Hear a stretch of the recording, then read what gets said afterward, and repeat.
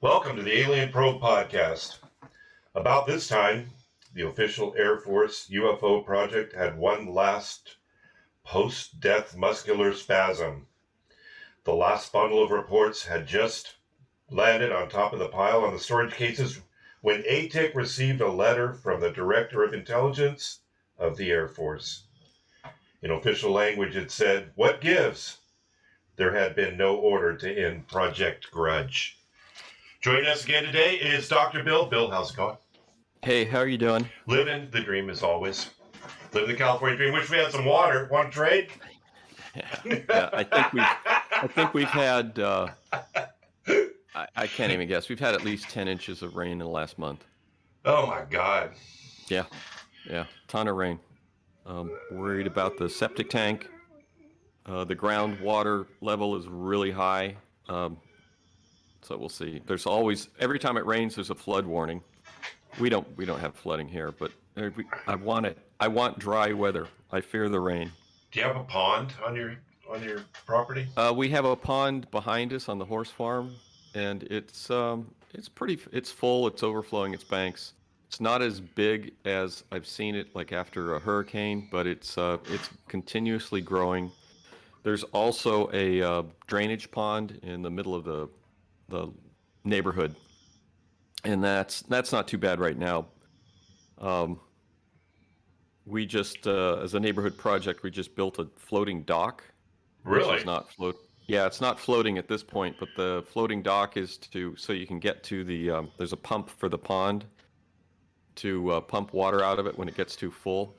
So there's the hose that goes from the pump, which is in an enclosed shed, to an inlet, but the inlet gets plugged up with crap from the pond, so you have to go out there and clean it, and nobody wants to go out there and do it, wade into the water and do it. So we built a floating dock with the inlets at the end of the dock, so you can just pull it up and clear it. Aren't you afraid of alligators if you wander in there? Is it clear? Can you see the bottom? I'm not wandering in there with alligators around. You said you saw an alligator in your neighbor's pond. Yeah, well, you sent me a picture of an alligator. That was in the backyard. Yeah, that was like a. I'm not going into a pond and waiting there.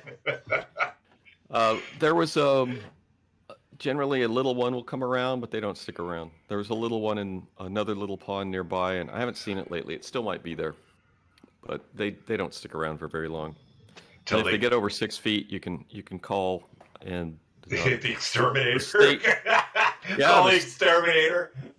These guys, the state will send someone out, and the guys have a license, and they can harvest. They harvest the alligator. They take it away and make boots out of it. I've heard that. That's what they make some money out of it. The guys, when they showed up to get the one out of the backyard, they were real happy to see this puppy. Really? They're like, we're going to take him. We're going to take him somewhere and set him free. I'm like, no, you're not. You're gonna skin it. They're licensed to do that. It's legal. It's legal for them to do that. They go, nope. But they tell people that, no, we're going to take it. We're going to take him to a farm in the country. Yeah, we don't want where he will live with other alligators in happiness. Yeah, we don't want to, upset the children. Yeah. Poor little alligator. Yeah, this thing will eat you when it gets like 6 feet long. They're scary, but they can only move fast for a little bit, so they'll can leap at you for about 6 or 10 feet, and then they run out of energy. But that's you enough. Don't want it. You don't want them to grab a hold of you. Yeah, they get you in the water. Or your dog. Or your dog. Mm-hmm. Do you have a dog? No. How come you guys don't have a dog? I'm not a big pet. Last dog I ever had was when I was like 8. Clouseau. And then they got rid of it. No, that was Clouseau wasn't my dog. That was the family's dog. I've never picked, or I picked one dog in my life, and that was Gidget when I was like 8 years old. And when we moved, Gidget went to the farm. Yeah, Gidget went to the farm. Went to the farm. And other than that, I've never had a dog. Everyone else in the family has, they've picked the dog, and I've never owned a pet other than fish. Yeah, it's probably not there. Yeah, it's a little bit. I mean, we love her. Yeah, we have 2 dogs, and the only problem is when you go to travel, and then you got to deal with them. You got to do something. You Yeah, can't just put them in the backyard and leave them. You got to have somebody yeah, come and take care of them, like a baby. yeah. And Debbie won't But we allow got one of the dogs. One of the dogs cannot sleep outside. No, neither we dog can sleep outside. But so somebody when we go travel, we're gonna, yeah, we have to have somebody come and stay with them. Like we do yeah. we do that too with the cats, and a lady comes by and it's $25 per cat per day. Oh, you got a pet sitter. Yeah, a That's pretty lady good. comes by and she feeds them, and $25 per cat per day. yeah, Oh, I'm in the wrong business. yeah, yeah. I need to get I'm into pet sitting. I it's better than taking them to a the Boarding pet facility. the boarding facility, whatever. The vet will board them, but they're in a cage most of the time, so Yeah, it's not yeah. fun for. They always come home traumatized. Well, that's what Debbie says. She says, it's, Max was a rescue. He was on the street, man, and then he got Was he picked up. really? Yeah, he He's was a rescue. It's a awesome looking dog. I know he's badass. Huh? He's that sable color, Yeah. and he went to the pound, and then the rescue German Shepherd Northern. I'll give them a plug. Northern California German Shepherd Rescue, which is awesome. They rescued him, and then they were doing a presentation at a shopping center, Mm-hmm. and we came across and said, man, he's pretty badass. I love that color, and he has a good attitude. Was he You know, there, or did they just like show pictures? no, he was that at that time it was before COVID, so you could Oh, go so and you actually saw him. yeah, Okay. they're in little cages in front of this Okay. pet store that's in a little high end strip center down. Okay. And you get to take them out. They put a leash on. You take them out. You take them, and then take them for a little walk, and visit with them. And Uh-huh. Johnny was there, so he came along and hung out, and we. So then they come by and they go, okay, they have to look at your house. They won't. Oh, They wow. don't just give it. Yeah, they're really. I don't want to say super particular, but they want to make sure that the house is accepted. You're not. You know what I mean? Put it in somewhere. So the Yeah, lady yeah. came by, and sometimes we have a pool, so sometimes they won't. If there's a pool without a fence all the way around it, they won't. I mean, our area is fenced, but it's not. It doesn't have a double security thing. They don't want the dog to fall in the water and drown. But he's a great swimmer. We have a cobble ledge for them to walk out on. Okay. So you've been there. So they were okay with the pool. Yeah, they were fine, and they dropped him off. But yeah, he's awesome. But Yeah, he again, looks it's a like problem.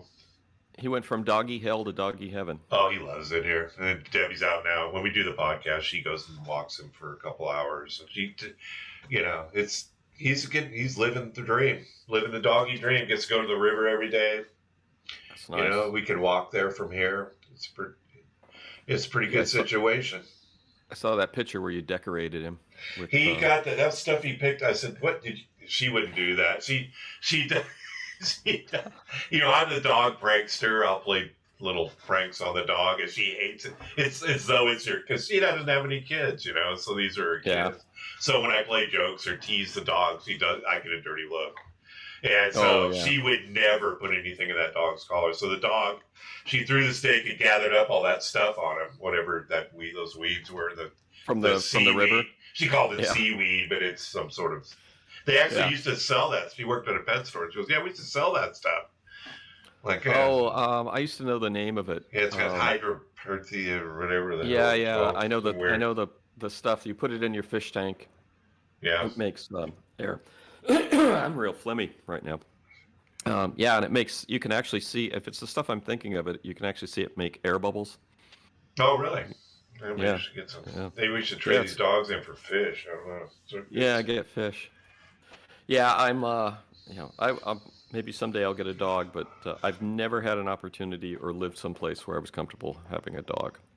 So, and Is I've never your- had a cat. It's always is- been someone else's pet. Is your property fenced, or is it just kind of wide open? Yeah, I could have a dog here, but like you said, it makes travel hard. Yeah, I And mean, I with like two having. cats, Yeah, with two cats, it's $50 a day when you travel. yeah. And I don't Right, mind you still paying. got- I don't mind paying the money for the care, but we No.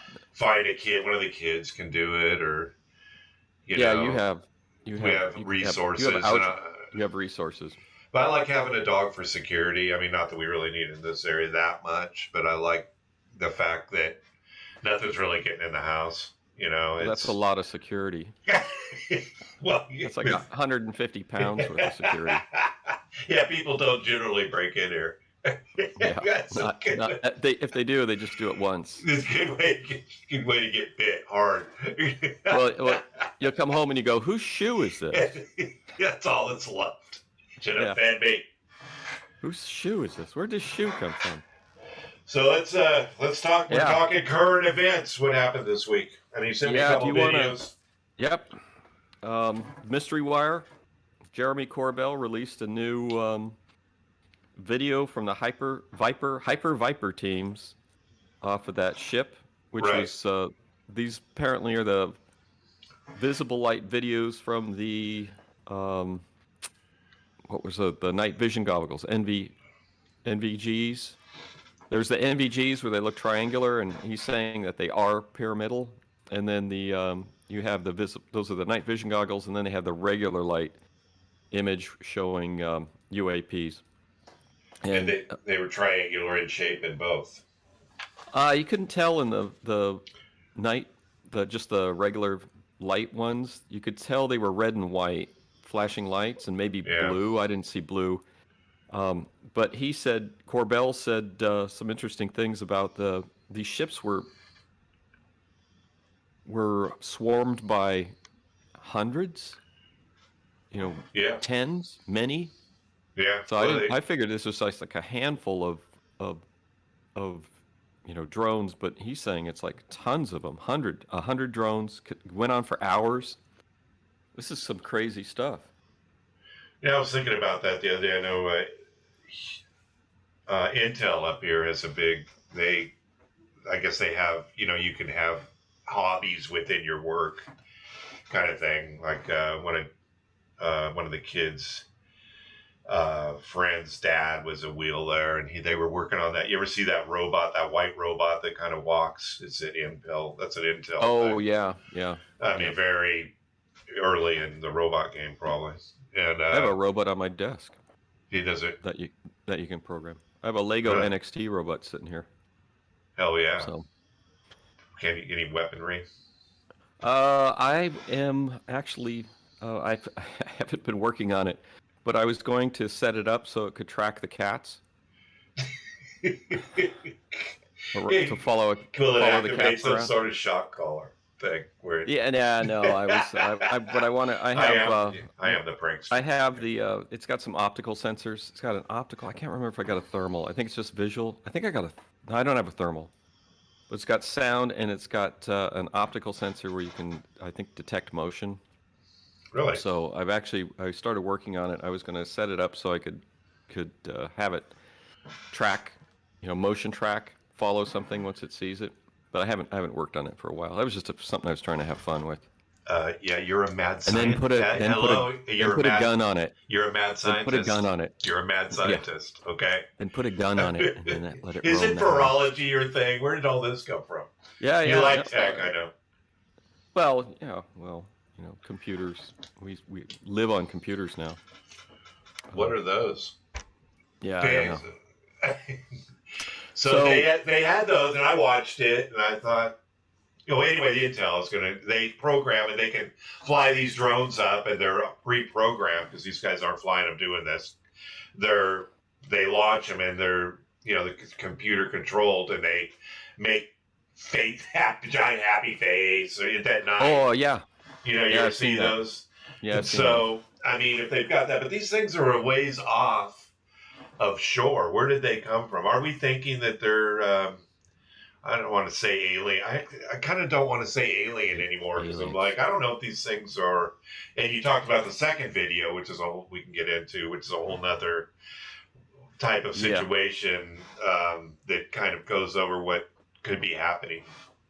He made some good points. Chris Lato's video. Yeah. He made some really good. His like stuff is real interesting. I'm liking his stuff. really explains things in layman terms, which I need. And Yeah. it just he talks about warp drive and black holes, and how this can electricity and Well, magnetism, and how that was the earlier video. Did you that was watch the today. one? That's today. I just watched it. Uh, did you Maybe I the got the wrong Aquadia? one. Yeah, maybe I Did got you the watch wrong one. the Aquadia? Did you watch the Aquadia No, one? no, that was the one that I got. I just popped on it. Maybe I didn't Maybe I get the sent right you the one. wrong one. Maybe I sent you the wrong one. Well, tell me about the one you were supposed to send me. This one, his new one. It came out I think yesterday or this morning. He looks at Corbell's new release and he talks about that and he does some analysis.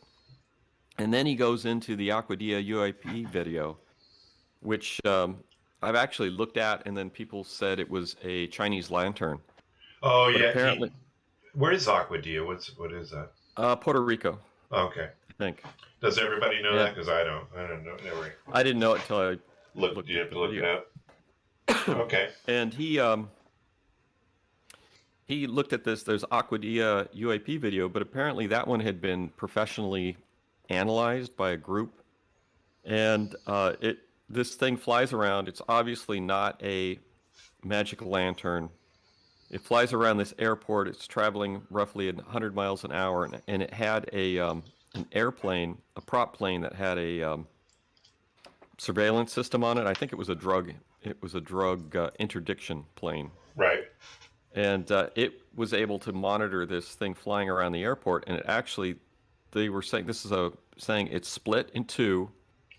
It went into the water and it traveled as fast underwater as it did during the in the air. It was it was lighted, so because that's how Yeah, they saw it yeah. underwater.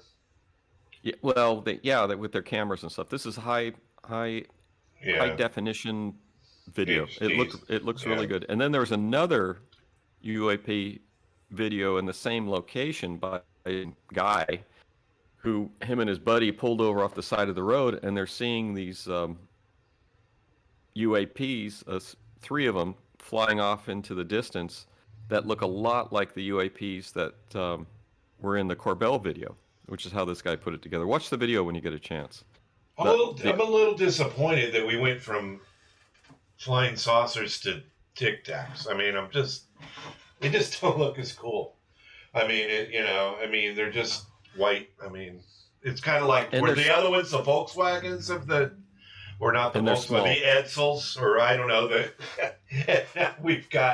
they've changed. They're not really flying saucers anymore. You notice that? The more recent ones, there's something completely different.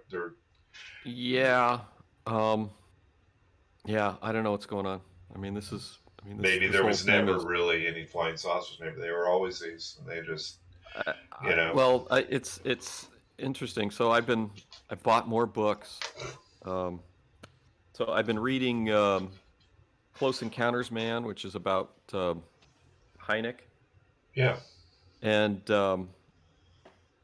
Jacques Vallée apparently worked for him as a student. Came from France, was going to do astronomy and found it boring. And then he came and he wanted to do computer science instead. I think this is in the 70s. And he ended up somehow involved with, I haven't got that far in the book, but he ended up involved with Hynek.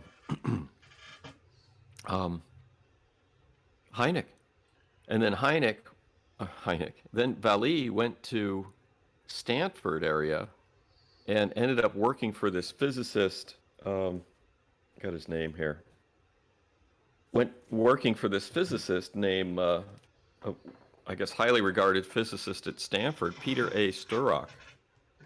And Sturrock hired Vallée, and it's like, well, Vallée had written a couple UFO books.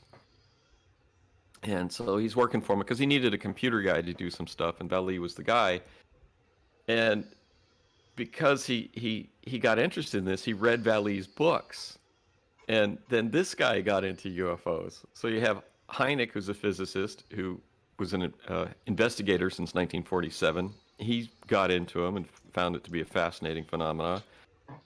Vallée got into it in France. I don't know a lot about him because I haven't really delved into it, but he apparently saw UFOs when he was younger in the 50s, and that's what got him hooked. And so Vallée got this physicist hooked on UFOs, and he actually published a book that's called the UFO Enigma, which seems to be patterned after Hynek's The UFO Inquiry, and it's a new review of the physical evidence. So I just got that, and I'll get to it eventually.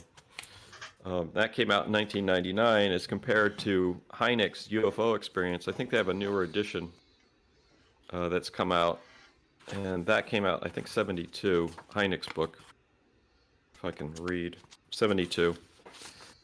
So that was that was interesting. So, I mean, it's funny to see the path. Did you ever take astronomy? Off the subject. I started to take a course, and I couldn't finish the course because I had a conflict at work or something. So I had half a quarter of astronomy, and reluctantly had to give it up. But I do have a big telescope. Which I do you? What kind of telescope? You got that Orion or whatever that is? Yeah, I think it's an Orion. I don't know. Does it have auto tracking? It has a motor, so you can track, but it's not the computerized one where you put in the star and then it moves. I want that. That's what I want. But it's hard to find anything here because everything's like find this at 3 a.m. I'm not going to look at this thing. I'm not going to get up at 3 a.m. And it's right on the horizon. Yeah. That's another problem. Yeah, I'm in a California. Well, here the problem is mosquitoes, and I have really limited sky here, and I don't want to lug this thing around because it weighs like 70 pounds or something. So you got a good one. That's good. And I have a bit of sky that works pretty good, and I got trees. I just cut down 2 trees that were growing into it. I got 2 more I got to cut down. They're about 30 feet tall. So I got to clear the trees to get... Yeah, the trees grow like weeds here. They're not very big. They're about 6 inches across, but they're tall. Oh, okay. So you do that thing where you go yell timber and it like shakes the ground when it falls? I'll just let it fall. It doesn't take a long time. It's like an hour or so you can clear them out. But they're starting to block my sky, the limited sky that I have. So. What do you do with the debris? You go to the dump? Firewood, fire pit. I got fire pit. I have a little fire pit. As wide as it is, probably they're not worried about fires. Yeah, no, you can openly burn here. It's not like California. Yeah, you can't do anything in California. Yeah, you can burn your debris. I have a big brush pile, which is off to one side, and then the bigger pieces go in a pile for in the wintertime. It's nice to go outside and have a fire, and then you don't have mosquitoes.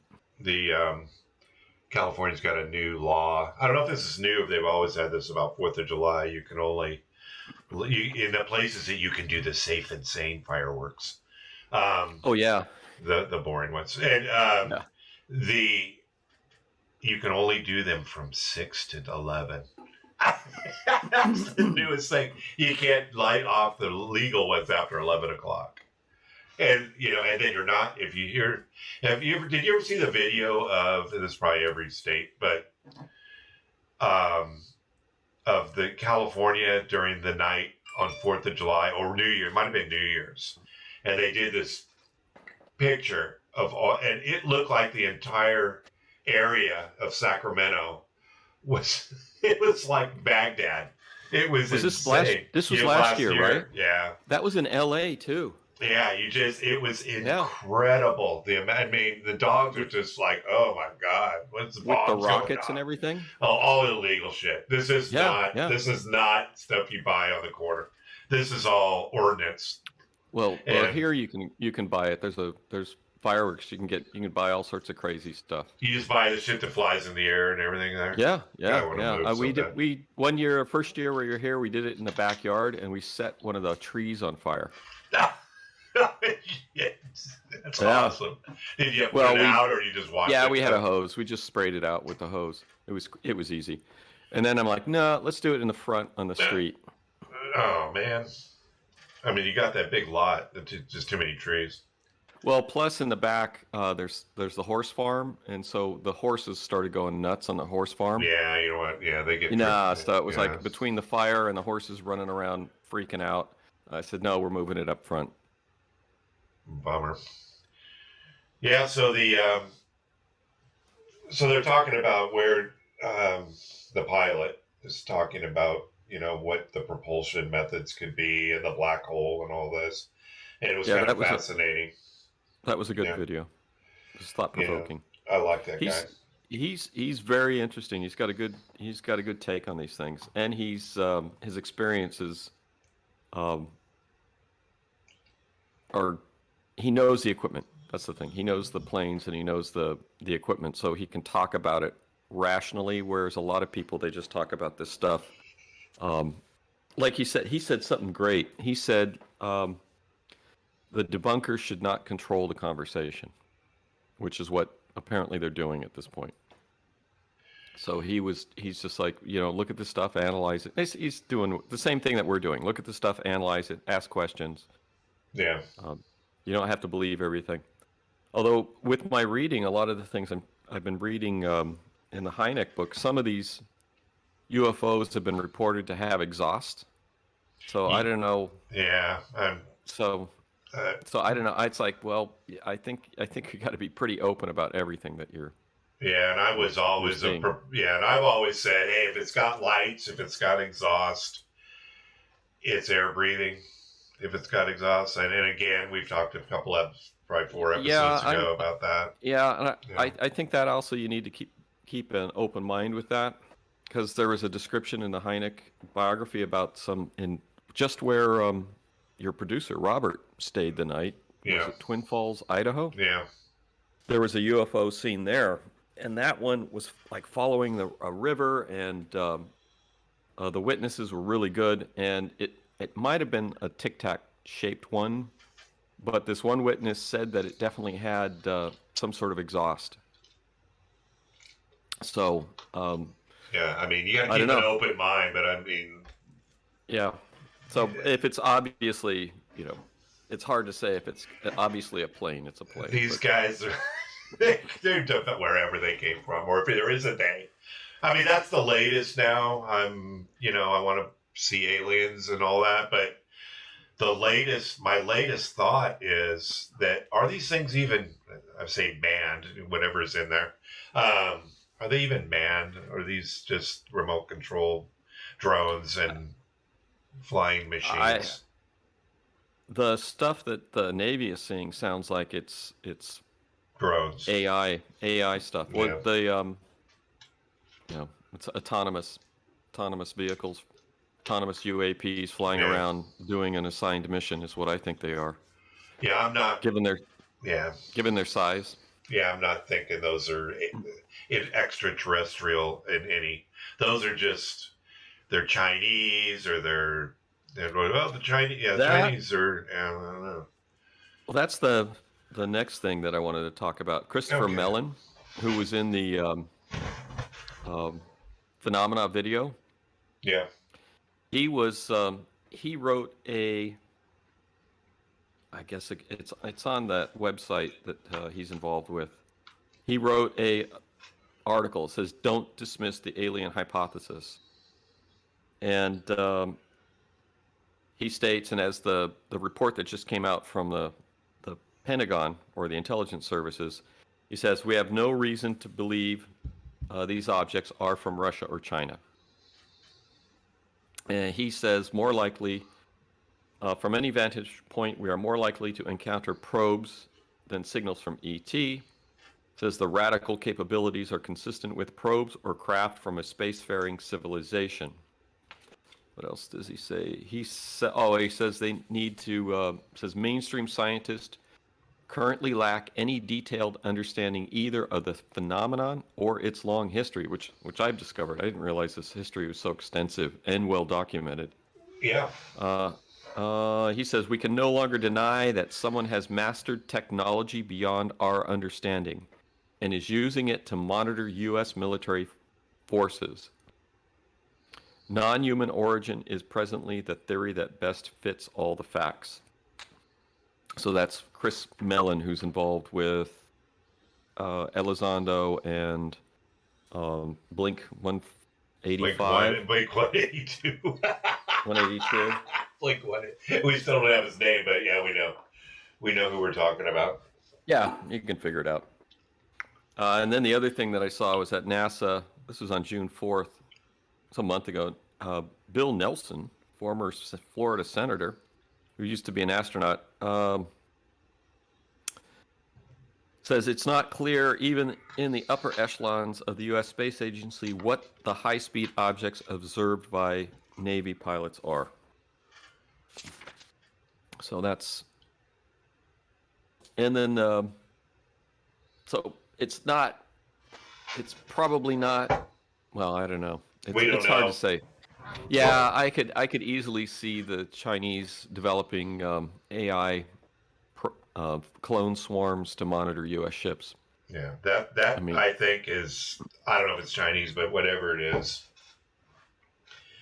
I don't think it's extraterrestrial, as you know. I just think it. But the other things with the gun sight and the things that move, rapidly from one place to the next, quicker than any of our technology to talk. Technology. You mean like Tic Tac? Yeah, like the Tic Tac. Yeah. You know, that and again, not maybe we said, oh, you can't make a right turn without liquefying somebody inside. There's probably maybe, I don't want to say it's probably. Well, I haven't looked at it. I haven't looked at it yet, but I have an article that was in one of the True UFO magazines where a pilot explains how you could make a right-hand turn, a 90-degree turn without high G forces. I haven't looked at the article yet. I just saw it. And I don't know if it makes sense. I'd have to look at it. But well, when the thing's going straight, all of a sudden it makes a right. It's at a high speed, makes a right turn at such high speed. Even if you're strapped in there, and even if it has, if it's exempt from outside forces. Yeah, I don't know. I haven't read this article. I'd have to go. I saw it and I haven't read it. But there was a pilot that was saying that this is how you could do it. And I'll look at it. We'll talk about it at some point. I'd like to know how they can do that without having any G forces affect them. Well, apparently someone had thought about it and thought it could be done. So, but I don't know how it could be done since I haven't read the article. Okay, that'd be interesting. Hey, have you heard of METE, Messaging Extraterrestrial Intelligence? No, I haven't. I hadn't either, but there's some guy, I don't know who he is. He's Mark Buchanan, who's a physicist and science writer based in Europe. And he wrote an op-ed in the Washington Post that said contacting aliens could end all life on Earth. Let's stop trying.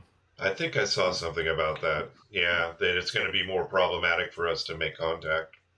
And he says even without oversight, even one person with access to powerful transmitting technology could take actions affecting the future of the entire planet. So there's a TV show. It's made in France. It's got a lot of English in it. I watched the first episode called War of the Worlds, which is a METI program. Ends up bringing aliens to Earth, and they wipe out most of the population. I watched. Is this that series?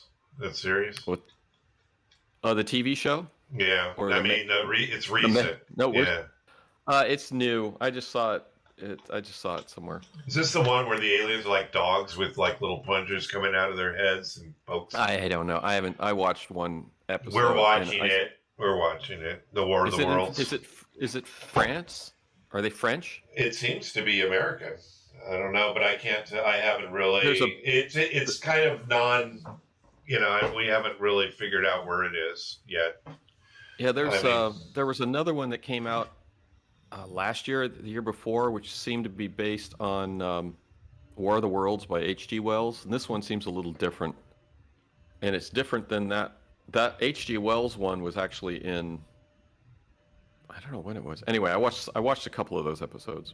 So I don't know. They're out there. There's a bunch of shows out there, but that show, the one that was made in France, actually mentioned METI, which I hadn't heard of until I'd seen this op-ed in the Washington Post. Are So these many people? Is there people trying to get in contact with aliens? yeah, I think so. I don't know how active this is. This is the basically this is the pretty much the first I've ever heard of it. I didn't even know this was a thing. So can Yeah, I don't know. hide from the aliens.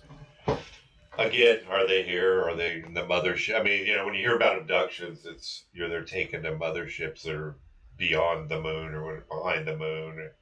We wouldn't know if they're Yeah. behind the moon because we don't know really what goes on over there. No, no, you don't. Because the same side of the moon always faces us, and you know, and Yeah. and we know flat Well, Earth. actually, Flat Earth girl says it's not real. None of the space shots were real. None of the moon landings were real. None of that. well, None of Bezos that. is going up in his little rocket pretty soon. It's going to be exciting when he hits the dome. Oh, who's going up? Bezos, Blue Origin. Oh, is He's that a going, and then SpaceX thing or is that something else? no, it's different. There's SpaceX. There's Blue Origin, which is Amazon guy. He's going up with his brother, some guy that paid $20 million, and a woman that was part of the Apollo. She was the Gemini 13. There was 13 women that were selected for the astronaut program, but they never used them. Really? Yeah, yeah, I had no idea. That's yeah. I wild. didn't either, but she was one of the Gemini 13, and so he's going to take her up for a little suborbital jaunt Oh, until wow. they hit the dome. Until he hit the dome and bounce back. Yep, it's Yeah, we'll find out. it'll be interesting. We could, Yeah. well, the one guy didn't make it that tried to launch from the desert down in. Did you see the steam powered rocket? The guy was great. Yeah, Yeah. I saw the video with the crash. It was horrible, but the guy it was amazing what he was doing. I was Absolutely impressed. amazing. I was. Yeah. What went out? And then the parachute. He would have been okay, but the parachute pre-deployed, and Oh, it pre-deployed. Yeah, it deployed Yeah, it's been a before while. Yeah, the parachute came out and drug him. It probably would have made it. I don't know where he's going. I think he was just launching and then I think he went up to take pictures and then to pull prove. the chute, and then he's supposed to float down, but the chute deployed as he launched, and it of course that kind of cuts your trip short. But that was pretty badass video though. I was reading. Speaking of rocket disasters, yeah, it was. His earlier stuff was pretty awesome too. There was the Vanguard rockets where they're trying to launch the first satellites. The U.S., the Soviets beat us with Sputnik. Hynek was involved in tracking Sputnik. Oh, really? I mean, yeah. He was a big deal. Wow. He was a big deal in originally tracking and developing the tracking of early satellites. But the Vanguard rockets, when it got real windy, static electricity would set off the. They had charges for, I guess, to release cables and stuff from the rocket. Oh, wow. And it got windy. The explosive charges would go off and damage the rocket. Oh, nice. Oh no, that wasn't the rocket. It was Hynek had a program. I'm mixing these things up. The first few Vanguard launches blew up. The first one blew up 4 feet off the pad. We're looking really bad compared to the Soviets. But Hynek had a program where you took a sealed chamber. It's not a bathyscaphe, but it's a aeronautical sealed ball. Right. This is like the bathysphere. You can think of Yeah, but it's for high atmospheric work, and put a telescope in it because he was like, let's get a telescope up into the upper atmosphere, and you can get great. It's it's like a poor man's Hubble. Wow. And that used balloons, and they would go up. It would supposed to go up like 50 miles, and pressurized with a pressurized bell, and they kept failing because the winds would set off the explosive release charges for the balloon. So it would get windy, and the static electricity would set off the squibs for the release mechanisms for the balloon, and then the balloon would just take off without everything. So then they canceled the program, which seemed really awful. Then they'd report the balloon as UFO, and then No, Yeah. they didn't. But it was he was involved in some really very cool science early on. So should we jump into? We better jump into chapter 6. the in press's the role. we should mention the book, The Report on Unidentified Flying Objects by Edward Ruppelt, who was the Air Force officer accompanying Hynek in the Hynek. Yep. Project Blue Book series, which loosely, um, it's a good series, but Yeah. it's a lot different um, than the antics in the book. But there, he talks about, as they say, grudge. So the Air Force officer asked, well, why did we close grudge, right? Yeah. And as we moved into this, and then Ruppelt goes into, he started talking about the different sightings and things that after this happened, and they saw the different aircraft. They had the one where the F-51. Well, they were at White Sands, and they were filming the Skyhook, the balloon project. Yeah.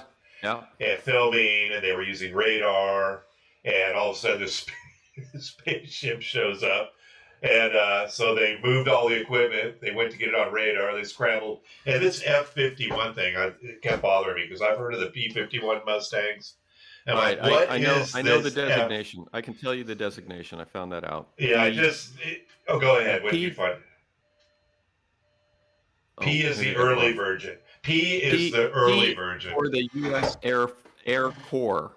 U.S. Yes. Army Air Corps used a P designation, which was Patrol 51, I think. Pursuit.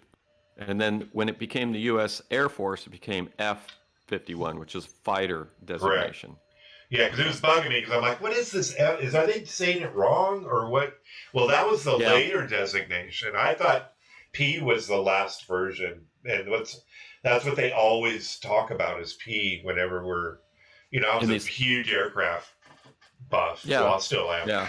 And I'm like, where's this? I've never heard of F-51. Well, it's just a P-51 with changed configuration. I wouldn't say minor, but F is the later version. Yeah, the P-51, I don't know how long it was in service with the U.S. Air Force. It might have only been in service for a couple of years. And then all the old models, you're thinking of like Revell P-51 models. Yeah. They all called it the P-51. So I never really knew, I never really thought of it as the F. So I looked it up today. I looked it up this morning because I'm like, it's bugging me. I don't know because it's in our chapter here. But anyway, they had the two at White Sands, so they sent up one guy. One goes from Wright-Patterson, which, by the way, I think is where all the flying saucers and the aliens are hidden. I'm going to go on record as saying it's Wright-Patterson, and not at Area 51. No, I think I think that all the stuff is hidden in plain sight, more or less, at Wright-Patterson, not in plain sight, but it's stored there. But anyway, so one came out of where White Sands, where they were, and another F-51 pilot comes running out at Wright-Patterson. The National Guard F-51 went up, and then these guys alerted Wright-Patterson, so their guy came running out because they have an alert yeah, we've seen where they go. He's got his parachute dragging behind him, and he's like, I want to see what these things are all about. And he jumps in his plane. Well, they shoot up.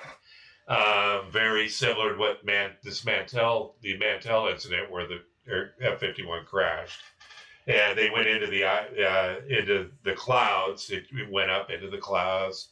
They followed it in, and it was an ice cloud. So they weren't able to. They were concerned about icing, of the aircraft, which that'll make it crash pretty good. So they followed it down. Well, they didn't follow it down. So they, landed, and it was written off as that ice cloud was the radar. But then, as they discussed with the radar operator, who said, "Hey, I've been doing this since this stuff started. World War I, where it got started to get developed, and this is no ice cloud." They started developing, I think, late World War I or early World War II, however. in radar, uh, and he said this thing is not. The radar operator said that was not an ice cloud. That was some sort of aircraft. And then he ran into he interviewed Ruppelt, interviewed the pilot, one of the pilots, and he said it was. And I don't know if they really saw the thing. I mean, it was like it was the observers for Project Skyhook saw saw it. They saw it, and then they saw it on radar. But I don't know how good of observation of the Earth because they chased it into the clouds, and then they were never able to really secure any footage or anything. So I don't know. Yeah. It says Ruppelt said, I remember asking him a second time what the UFO looked like. He said huge and metallic, shades of the Mantell incident. Yeah. And the radar thing says this target. They all had similar characteristics. The target was fuzzy and varied in intensity. Now that's an ice cloud thing, but in this case, the target was a good solid return, and he was convinced that it was caused by a good solid object. So, yeah, no, that was an interesting sighting. Well, then, go ahead. Oh, one of the things I was seeing in the other book I'm reading on Hynek, they talk about the videos, the one with the seagull videos, the one where they said it was seagulls. I don't know. I think that's still a question. And then the other one with the guy with the two objects streaking across the sky and going behind the water tower. I think those two videos still may need to have a pin put in them as being unknowns. So, and not designated as whatever. There seems to be a lot of conflict on the analysis of those videos.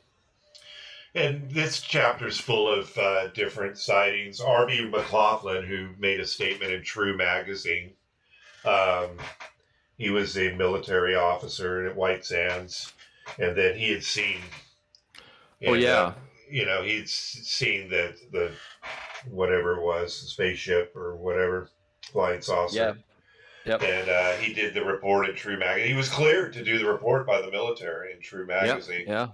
And and then I think we talked about that. Yeah, this was in this chapter, and he magically found himself aborted sea duty. Sea duty. Yeah. I actually tried to look him up, and the last reunion of that ship that he was commander of is coming up this fall. The ship that he was remanded to after this. He's dead, I take it. Yeah, he's dead. Some of the crew from the ship at that time is still alive, and they're doing a reunion. The final reunion is coming up because they're all, in their 80s. Well, he actually stated it was a flying saucer, and further that these discs are spaceships from another planet operated by animate, intelligent beings. I don't know. How would we know that? I mean, this is a question we had today already. Well, what are they? At the time, it's like remote control was possible, but not widely used. Or I think, they kept saying, like I think it was in the Kehoe books, and maybe even in this one, they're saying it's like, I think Kehoe was speculating that these craft had to be remote controlled, and they had to have like a television camera. This is modern tech. Right. As compared to the 1950s. So remote control at the level that they were seeing with these objects in the 1950s was extremely high tech, and I don't even know if it was possible. I think it is possible. And that's also, they said they had to be remote controlled to maneuver the way they maneuvered because no one could survive the turns and the banks and the G-forces involved in the maneuvering.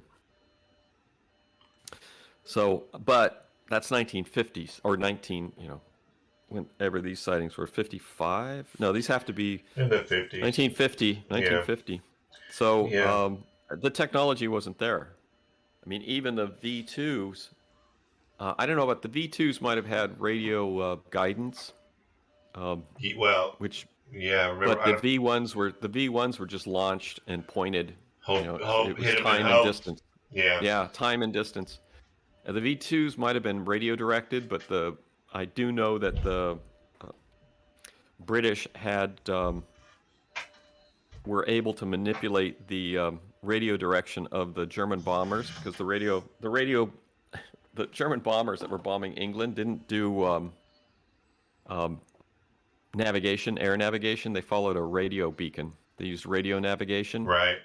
and the British learned fairly early to hack the radio navigation.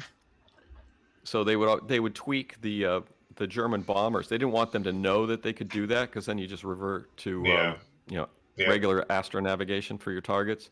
So they just tweak them slightly so they would go off targets. And they actually tweaked it one year, one bombing thing. So this is Churchill. They actively tweaked a German bombing raid so it went completely over England and bombed a city in Ireland because Ireland was neutral, Right. and to teach the Irish a lesson. Oh, Oh yeah, oh, I mean wow. it was a total. I never heard that. Oh yeah, it's a total war crime that's been fairly suppressed. But it's like, yeah, let's bomb the Irish. That's a very English thing to do. Yeah, it is a Um, very English thing to do. But yeah, sorry, England. Yeah, Well, I mean, it's a known fact that this happened. Sorry, Ireland, So actually. Yeah. yeah, so so the radio control. I know there's radio navigation, radio control, 1950. I don't know how good it was for this stuff. Now, when you're talking about these swarms on these warships, of course, you can have AI that does a lot of the maneuvering and radio control. So that's very possible now. But when you were seeing stuff like this in the 50s, it's like the tech wasn't there. Right. And with McLaughlin, he said back to McLaughlin real quick. He's 40 by the craft that he saw was 40 by 100 feet, and it had been out at altitude. And I'm going to have to ask you this: He had some crazy estimates. 296,000. Can you even see anything? Yeah. I mean, an airliner at 40,000, which is the cruising altitude, I believe. You can hardly see it. I mean, it's a pinpoint, right? They had telescopes for tracking the balloons, so that's what he's doing. And even in the Ruppelt book, they say by mysterious and magical methods, we were able to measure the altitude. I don't know. It's called trigonometry. I never got that far in math. Yeah, it's not hard. That part. It's that part is simple. But these altitude estimates are crazy. I mean, the letter that this guy wrote to Van Allen said the object was 500 to 1,000 feet in diameter. From the scale on the theodolite, which is a telescope with a measuring, so to get angle, and I don't know about size, and was traveling at 3 to 5 miles per second at altitude between 35 and 40 miles. Yeah. Actually, that could be believable if they're tracking the skyhook balloons. The skyhook balloons went up that high, so I think that they were. Their comparative analysis would be to compare it to the balloons, and the balloons get pretty big when they get big and they get sort of flattened out at altitude. So the size and altitude estimates, if they were using the equipment for the skyhook balloons, is probably, reasonable. Crazy, but reasonable. That's amazing. Yeah. Getting to balloons, I remember I was showing you what I see because I have that program on my tablet where I can see all the aircraft flying, no military, but all of the aircraft flying around the U.S. and had that balloon. And then the balloon, did you read the part where it's a balloon and what its purpose is to provide internet connectivity to nations that don't have it. But there's two balloons now. What those balloons were for? Okay. Yeah. And why are they in Midwest? I mean, maybe they're testing them, which is possible. Because that one came from Hawaii. The one we were watching originally, the one I kept sending you pictures of, that was from the Hawaii area. It was launched. I don't know if it was launched there or if it just flew over, and it ended up in the Midwest, just circling. Yeah. Huh. I don't know where it went.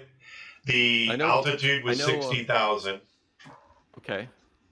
and it was moving at 2 kilometers per hour, which is basically floating.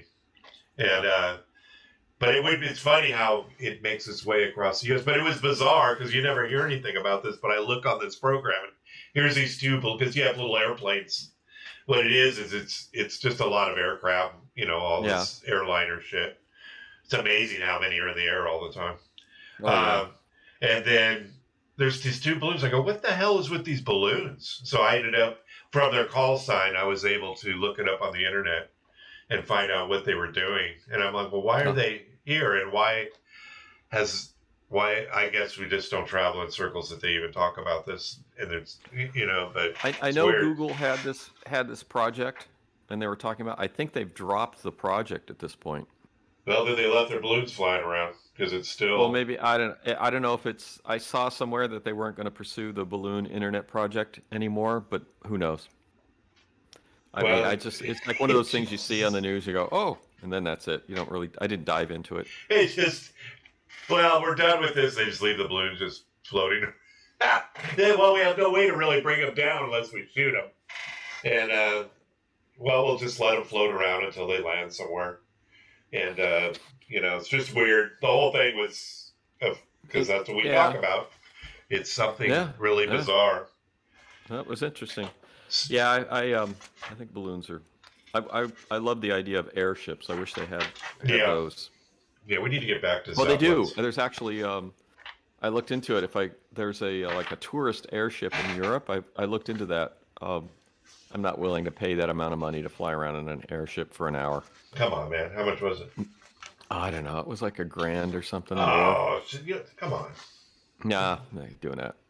I'd rather take my money and buy UFO books. Or UFO and models. Models. Yeah. Are you building your model? No, not yet. And I'm I don't know. I'm either going to build it or resell it. I don't know. I'm just trying to figure it out. There's no hurry.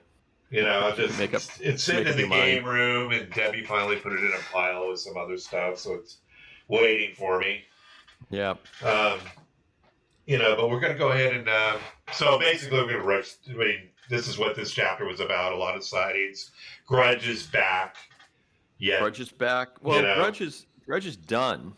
Yeah, but it's and then they're like there was a backlash from Grudge. And they needed to, that's when they created Project Blue Book. The backlash Grudge was supposed to make this go away. And it didn't. It just made it worse.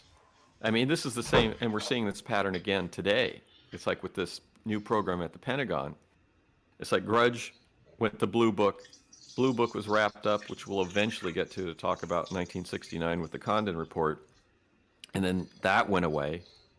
And UFOs haven't gone away. The Condon Report was just supposed to make it go away. Didn't go away. Now we're back again with all this stuff, and the Pentagon is opening up a new Project Blue Book, although they call it the UAP, tracking something or other, or whatever they call it.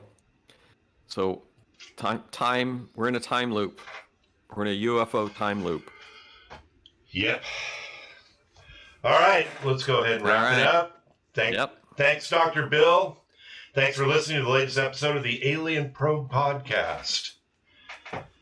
We welcome your questions or requests to alienprobepodcast@gmail.com. Follow us on Facebook at alienprobe.net, Twitter at alienprobepod. Thanks to our senior producer, Robert Anthony. See us on YouTube. Thanks again, Dr. Bill. Talk to you next time. All right.